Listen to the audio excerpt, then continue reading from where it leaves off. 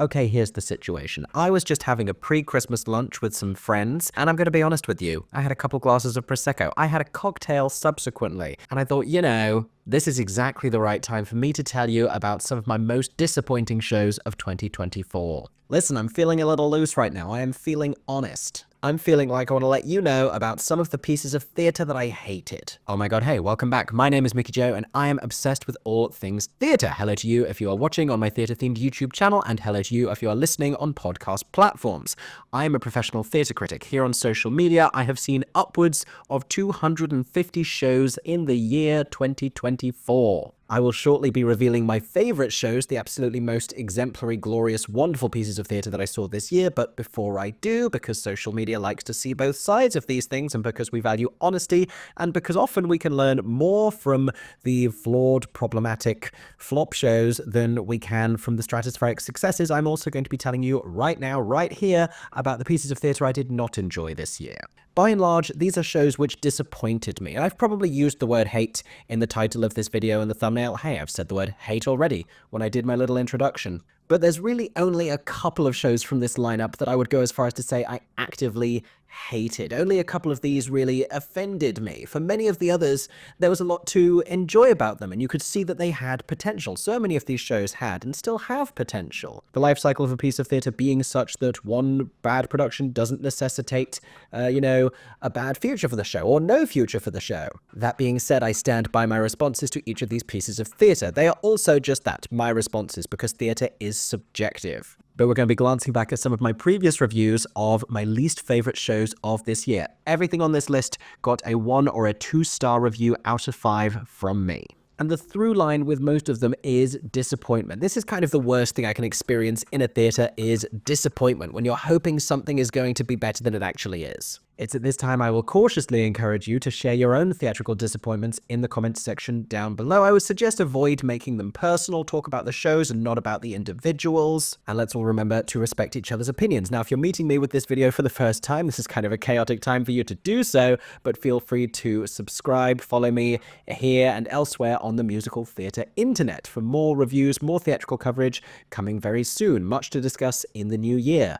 In the meantime, here are the shows I didn't love in 2024. Now, these are in no particular order because I didn't want to highlight like the worst of the absolute worst. I wanted to spare shows the indignity of ranking them right at the bottom of my list. But we're going to begin with the one that is on my t-shirt right now, my least favorite Broadway show of the year, The Who's Tommy. Here is what I had to say about it. I have a hard time getting to grips with the idea that people are going to this show for this narrative and for this story and taking something from it. What is this meant to make me feel outside of the impact of stirring rock music? Am I meant to feel empowered by this story? Am I meant to feel inspired by this? Am I meant to feel legitimately unnerved? The whole thing in both its material and in this production is so deliberately overblown and loud that you don't really feel those subtler emotional beats. But because Tommy is inaccessible to his parents, he's also inaccessible to us as the audience by extension. None of these characters have any kind of depth to them. This narrative doesn't have any kind of weight or impact. What is this show? Now, obnoxious as this sounds, the red flag for this one may have been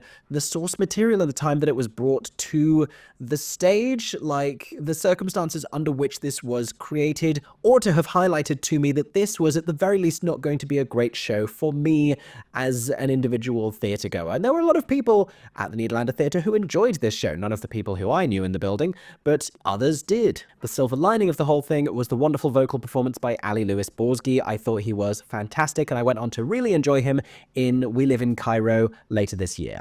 Next up, a new musical which took place in a particularly unique setting. This was Rehab. Quite early on in this process, Kid Pop, who is ideologically opposed to the idea of rehab, turns from being unrelatably brash and self-involved to completely self-actualized and almost angelic in an instant. Not only is he newly determined to effect change within himself, having experienced about 2 minutes of withdrawal, but he becomes the shining light by which everyone else in the facility is suddenly able to turn around the trajectory of their lives and their recovery. It does seem to commodify commodify the experience of addiction in order to deliver cheap gags at the expense of the characters that it's portraying. Then come these unearned moments of sincerity when they're singing these meaningful ballads. You have all of the characters coming on at the end all wearing white with jeans, and I'm thinking, you haven't earned a white with jeans finale, not in this show. I find it ultimately deeply shallow, more than a little unsophisticated and sadly lacking in heart. The red flag from this, I think, was the very unusual venue, this being a new theatrical space which hadn't exactly produced mainstream musical theatre before, and interestingly enough, hasn't since. As I mentioned in my review, nothing about this space was conducive for a theatrical presentation. It would be more conducive for like a corporate Christmas party. The silver lining was some of the material within the show touching on really important themes. And, you know, there are ideas within this that ought to be explored. It was just the fact that, you know, juxtaposing them right up against such offensive material felt particularly crass. Here is one I have struggled with before, and I was hoping against hope that I would like this production more, and in truth, I did, but in becoming a little less bizarre, it also became a little more bland. I am sadly talking about the UK tour of 101 Dalmatians. Here is what I had to say about it. This is a show that has become a lot more tame, a lot less crazed and out there than the original production was, and what that boils down to is something that is quite generic, something that is safer, something that's a little more juvenile, a little bit more pedestrian. It's better. I'm not going to say that like it's less creative. I don't think that's the thing. I think it's just not insane like the last one was. It did feel a little bit like generic pantomime villainess. I do also still resent a lot of the needlessly contemporary language that they have shoehorned into the thing, like when she says at one point to her henchmen that she's feeling triggered. That's an eye roll from me. We don't need to put that into 101 Dalmatians. Again, that makes it feel like a pantomime, that you're trying to pander to a modern audience and you don't trust your own material. Trust the material, trust the puppies. So the red flag with this is the fact that it wasn't an entirely different show to the 101 Dalmatians I already really struggled with at Regent's Park Open Air Theatre. They had changed plenty about this, but a lot of the material, disappointingly, had stayed the same. The silver lining, I really liked the new puppetry and a lot of the new design elements, and there are also a handful of fun supporting performances. So there was improvement. Let's be clear about that. Now, it isn't a year of London theatre if there isn't at least one disappointingly staged concert, not necessarily because of what's happening on stage, but often because of the way that it's been brought to the stage. I'm talking in this instance about Made in Dagenham. Let's hear what I had to say. Every time I see one of these concerts at the Palladium, I am wondering if it's actually going to justify that space and fill that stage. And with a venue like this comes not only the possibility to sell a lot of tickets and make a lot of money, but also technical challenges, because the sound was a huge issue. We get to stand up and we have this complete car crash moment on stage where she is singing this song, and as it gets higher she is backing away from the microphone a little bit more, and she's a pop singer, she knows what she's doing, and we're left with the most important song in the show, this final speech, this call to action, and all we really hear is the band. It's this huge awkward anticlimax. It's a little bit contemptible how little seems to go into putting these things together before they arrive at charging an enormous ticket price for people to come and see them. The red flag here may have been the concept itself, the fact that this was happening at the London Palladium and not at the Adelphi, the fact that this was being brought to the stage by producers who hadn't yet necessarily perfected this concert idea, the particular formula for it. It's a deceptively difficult thing to get right, and there are many producers who do a fantastic staged concert, but they are the ones who have done plenty of them in the past, and, you know, going straight for the London Palladium with a cast that wasn't necessarily quite right, with sound issues, the whole thing was more than a little bit disappointing. The silver lining, there were some brilliant performances in the cast, in particular the one that stays with me, Bonnie Langford, belting out In an Ideal World in the second act. That was fantastic. Our next show takes us to the sadly closed venue, the Turbine Theatre in Battersea, for a revival of Closer to Heaven. Let's hear a snippet from the review. There is plenty of good in this production and in this material. There's a lot that ought to work about this, but for whatever reason it's misfiring on a bunch of fronts. There are good performances that aren't connecting together into believable chemistry. An example being Glenn Adamson, who plays the closest thing we might have to a protagonist. His name is Straight Dave. Consider this nickname whatever the opposite of Chekhov's gun is, because he spends much of the show exploring the possibility that he isn't, while at the same time pursuing a disappointingly passionless relationship with Courtney Bowman, who is as funny and feisty and belty as ever, but also can't make this material work. It does have this intoxicating, inviting, and seductive quality to it, but the whole thing needs far more energy, far more fuel. It needs to explode at the opening, and it doesn't. Francis Raffel has to usher us into this very cold beginning. The music lacks a certain amount of thrill and vitality throughout. I don't know if that is because they are pre-recorded tracks rather than using a live band. I also don't think that this score from the Pet Shop Boys is particularly exciting. The red flag here is not dissimilar to the one with The Who's. Tommy, this feels very much like a product of its time that, doesn't really function in a contemporary society for a handful of different reasons. It doesn't really resonate, and parts of it feel a little stereotypical, a little backwards now. The silver lining here, I think, was actually the way that they transformed the Turbine Theatre space, which is really saddening to say now, because this is a space that sadly is closed. It felt like they were just beginning to find their feet in terms of the capabilities of that venue and everything else that it could be beyond a, traditional theatrical setup. And Lord knows there were many brilliant shows that came out of the Turbine during its short life. Next up, I've often said that the worst thing that a piece of theatre can be is boring, and this next show certainly was. We are heading back to Broadway for Uncle Vanya at Lincoln Center Theatre. A star-studded cast that I was thrilled to go and see,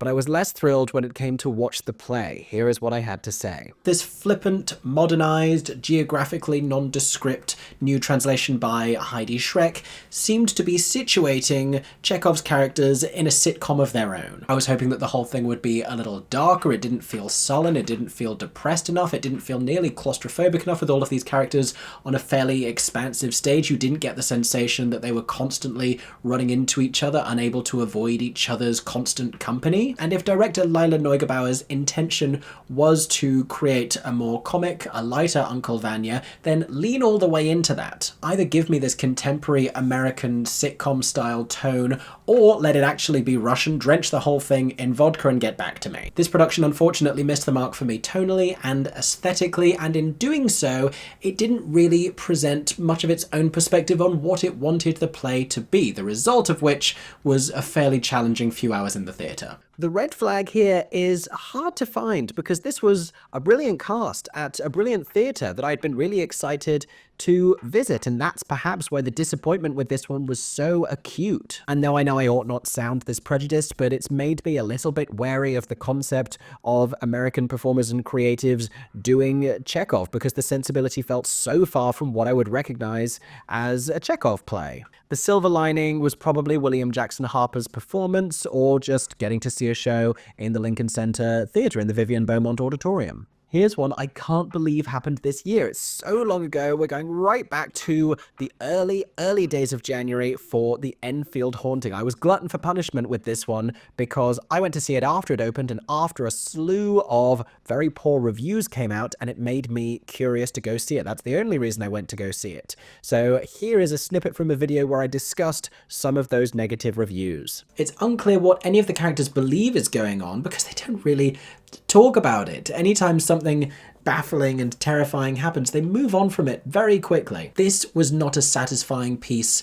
of theatre. It was neither scary enough nor incisive enough. For me, the enduring issues are the inconsistency in the writing of these characters, the lack of any kind of a focal point throughout, and the both uncomfortable and unnecessary sexual tension throughout. Do we think it would work better as a comedy if they actually leaned into spoofing the entire thing and playing it for laughs? I think you'd enjoy it more. Certainly it's more fun laughing at the theatre than waiting for answers that never materialise while a play occasionally screams at you. Now, by the time I was going to see this, the red flags were clear in the coverage that it already had, in the criticism that it had already received. But even before critics came in, professional critics came in, there was plenty of criticism to be seen on social media, some of which was being removed by the show's official accounts, which is red flags aplenty. And even just something about the concept of Catherine Tate coming to the stage in a spooky play, this genre particularly difficult to get right on stage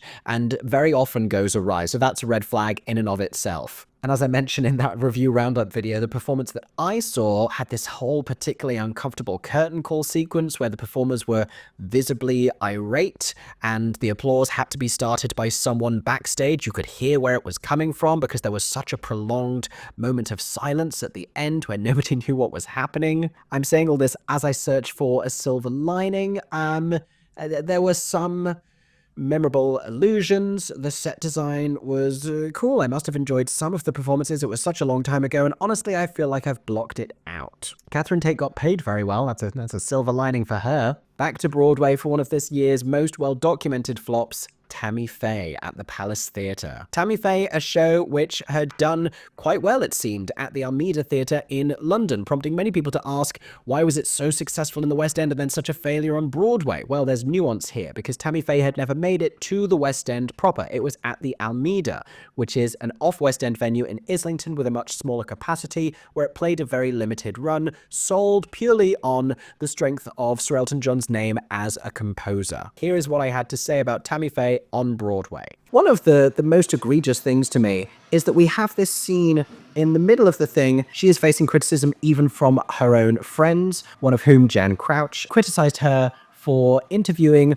an American pastor who had been diagnosed HIV positive, which is something that historically happened. However, in the show, Tammy stands up and goes over and hugs him, and everyone is scandalized by this, and it's seen as this completely outrageous thing that she did. And you would think, watching this biographic show, that actually happened, and it didn't, because that actual interview was conducted via a satellite link or whatever the technology was. He was on a TV screen within her studio setup, and she was talking to a television set. We follow the arc of Jim Baker, his rise, his crime, his incarceration, his coming to terms with parts of his identity that he felt ashamed of. She deserves so much more of the thrust of her own narrative, and we didn't get that chapter of her life. She says offhand right towards the end, I couldn't have got through it all if it wasn't for the gays. We don't see that. 3 gay men have written this show, and they don't document and portray the period of her life where she became this beloved gay icon. The red flag here might be the departure of Andrew Rannells before the show had even started. This just sent everything in the wrong direction in terms of its press reception and its public reputation, but also the inherent confusion about the way that it was depicting Tammy Faye was kind of evident in the marketing material as well. I've said this before, if a show has an identity crisis, you can see it in the marketing, and that was also the case for this production. Silver lining, 1000%, was the incredible performance from Katie Braben. She deserved that Olivier Award that she got for playing this role back in London. I think she was just as remarkable on Broadway and deserves huge acclaim alongside the critical reception that the show endured. For our next theatrical disappointment, we are heading downtown, off-Broadway, for, I'm sorry to say, the Big Gay Jamboree. And disappointment is really the word here, because I was so ready to love this show, but to my shock, it was one of my biggest disappointments of the year. And not because I don't think that everyone involved with the show is incredibly talented. The people on stage, the people who brought it to the stage, Marla Mindell, I think, is wonderful. But this being the next show that she would bring to off-Broadway after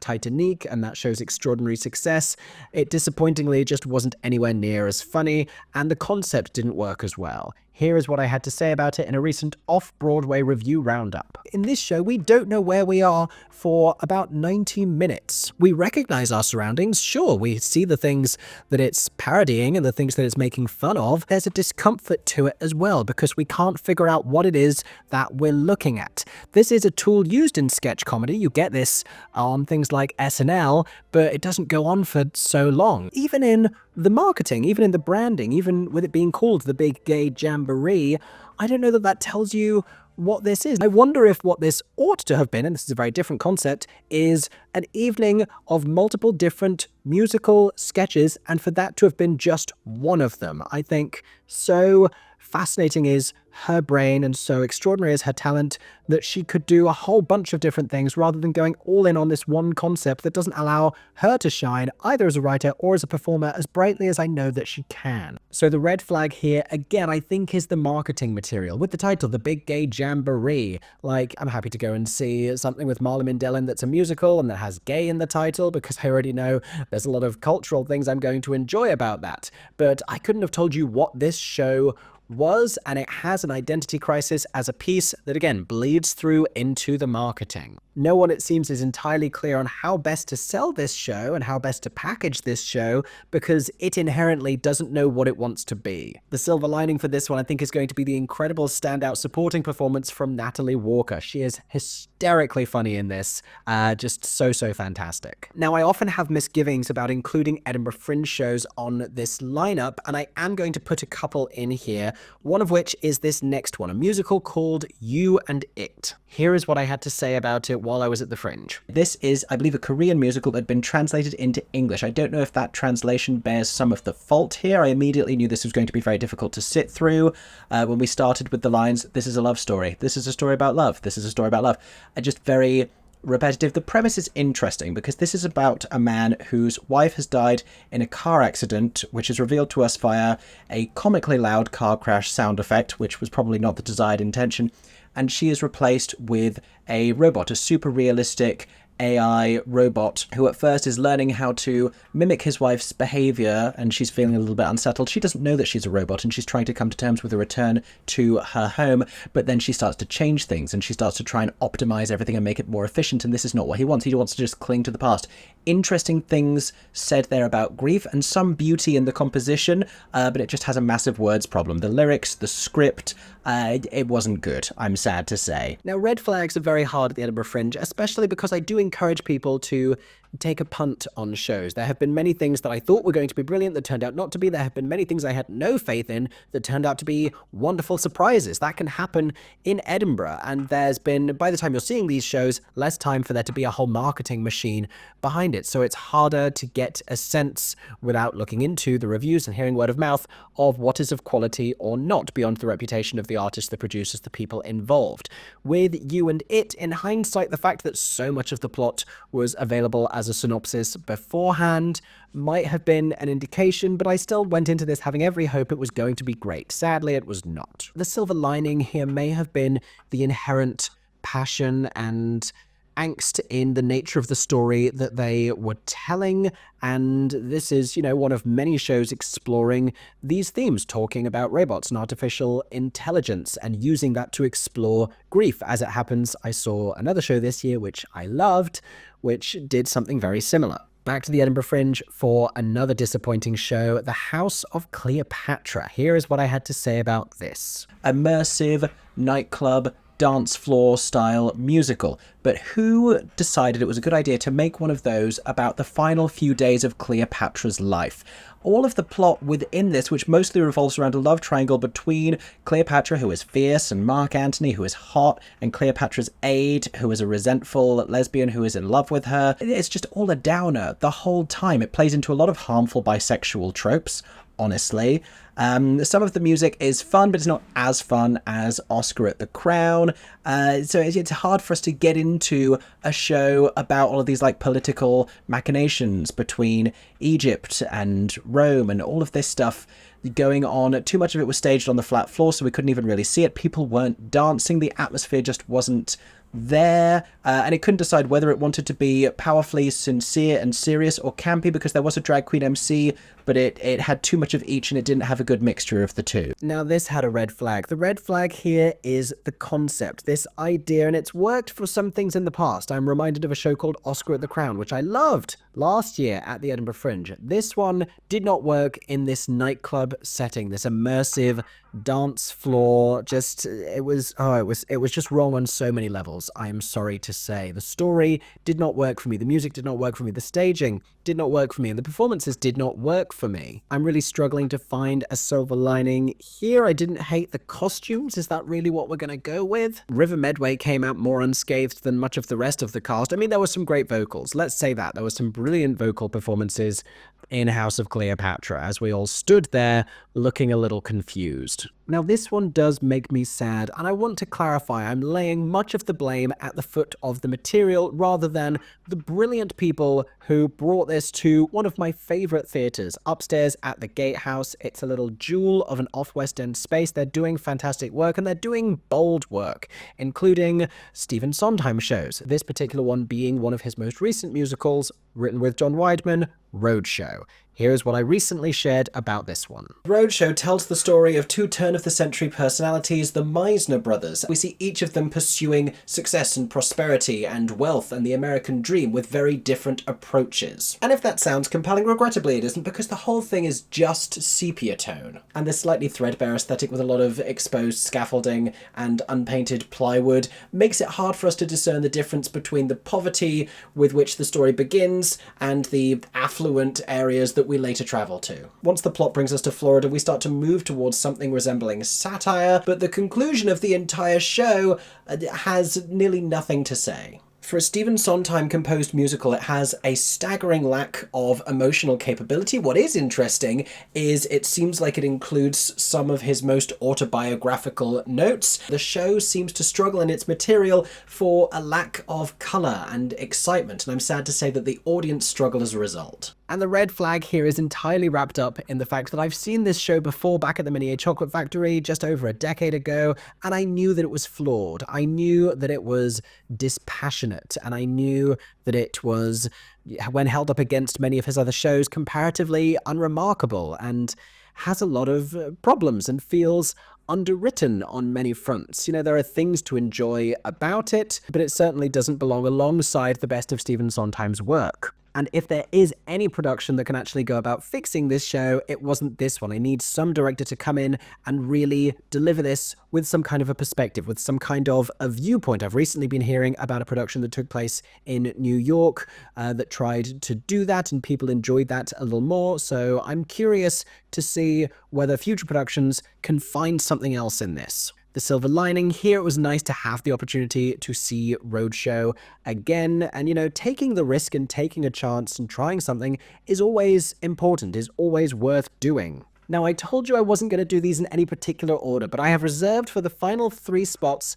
3 of the shows I really didn't like this year. Starting with one that will not surprise you because I've spoken about it a little bit, and even though I loved his production of Sunset Boulevard, we are talking about Jamie Lloyd's take on Romeo and Juliet. Here is what I had to say. For so much of this play, they're completely inhibited in their emotional capacity, and we lose an entire dimension of Tom Holland's Romeo because he doesn't get to display that anger and the aggression of it all. He just stands there and snarls a little bit. We don't get to see the size and the scale of these emotions because everything is played very small, very whispered, very minimal facial expressions because we're playing to camera, as though we're doing it for television, as though it's a radio play. And I know Jamie Lloyd likes the idea of blurring the lines between the two, but even if it were a radio play, you would get more of an emotional capacity in their voices. They wouldn't be whispering for the entire thing. And there are lines where the friar says Romeo's over there lying on the floor looking forlorn, and he's not. He's just standing at a microphone. I just don't think these choices were in service of the text. I just don't. They don't feel authentic enough.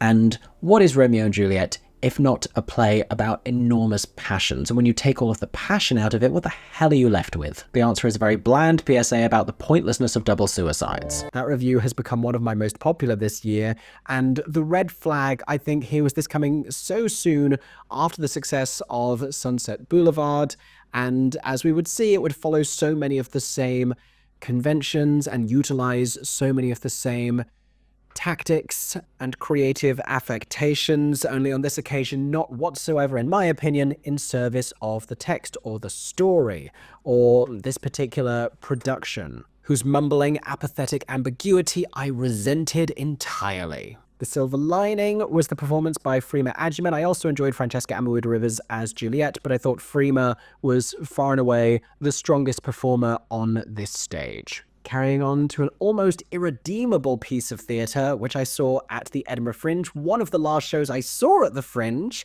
and nearly just about made me lose all hope in the concept of theatre making. Again, some people involved in this whom I respect, but what the hell was this show? I am talking about Willy's Candy Spectacular. Willy's Candy Spectacular! Once I had collected myself, here is what I had to say. This was a musical parody of the actual events that unfolded a few months ago in Glasgow, when there was this AI-created Willy Wonka and the Chocolate Factory experience, but it was incredibly threadbare and disappointing, and it became a huge thing on social media. And I really don't see the point in satirizing that with seemingly as little care as went into planning the event itself. Like, you kind of puts you in no position to make fun of this event if the musical feels just as threadbare. They had a lot of actual writers involved, and the only real thing of value about this was some of the compositions were very catchy. The song Willy's Candy, spectacular. They had the actual Oompa Loompa Kirsty Patterson stood there aimlessly with this very terrible character arc. The whole thing,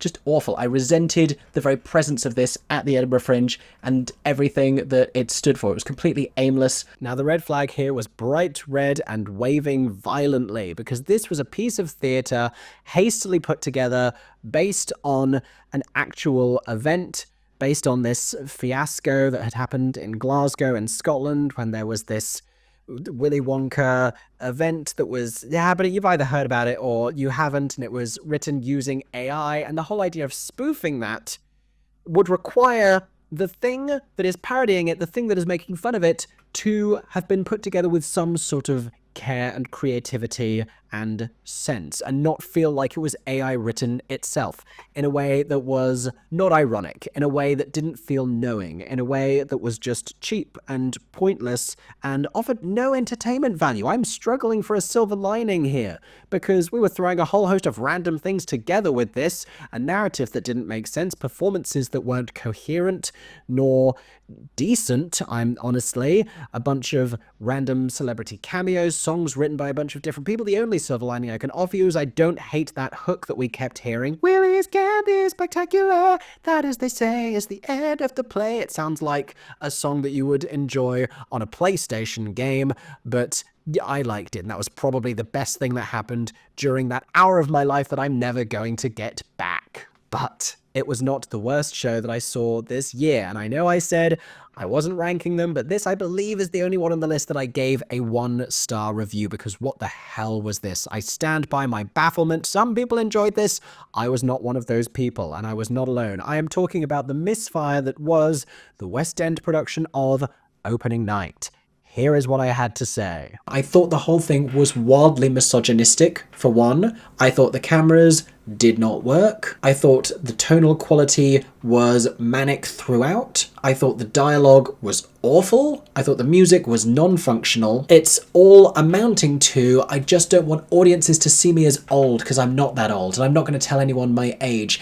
And this can only be a man's interpretation of what sends an actress into hysteria, trying to live vicariously through this young ghost girl who is haunting her and just like fetishizing her youth. It's so bizarre. For us to be told a story about her having a mental breakdown would require some level of sanity from everyone else, but everyone was so wildly inconsistently written. Not only do they all but step over this 17-year-old corpse to make their dinner reservation, but they convince her that she's a lunatic for giving a shit. Anyway, this makes her mania impossible for us to glimpse through the haze of their collective lunacy. Everything is just stated, nothing is explored, nobody has any particular depth that is attained, there is no emotional impact throughout. This is a key, huge problem. You don't feel anything. There is no moment of this show that I connect to emotionally. Are we just meant to be sitting back in our chairs, smoking a cigarette and going, ah yes, this is art, because A, you can't smoke at the theatre, and B, it's not. In this instance, the red flag was a man, and his name was Ivo van Hove, and he deserves celebration for his contribution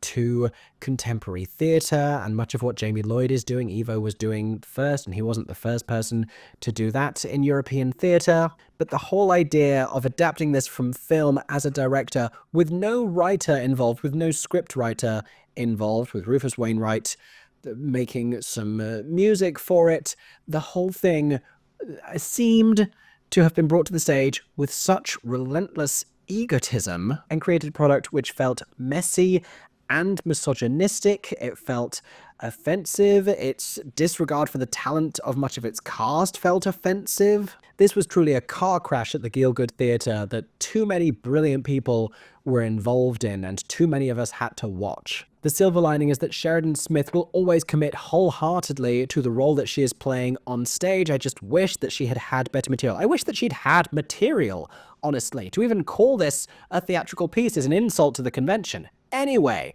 it's been in many ways a disappointing and stressful year, but I have also loved more theatre than I have hated this year. I have loved several productions, in fact, and if you stay tuned right here, very soon I'll be sharing with you my favourite shows of the year so we can end 2024 on a positive note. In the meantime, thank you for listening to my thoughts today. Share yours in the comments down below, especially if you disagree with my take on any of the shows mentioned here, or you want to share your own theatrical disappointments. In the meantime, I hope that everyone is staying safe and that you have a stagey day. For 10 more seconds, I'm Mickey Joe Theatre. Oh my god, hey. Thanks for watching, have a stagey day. Subscribe!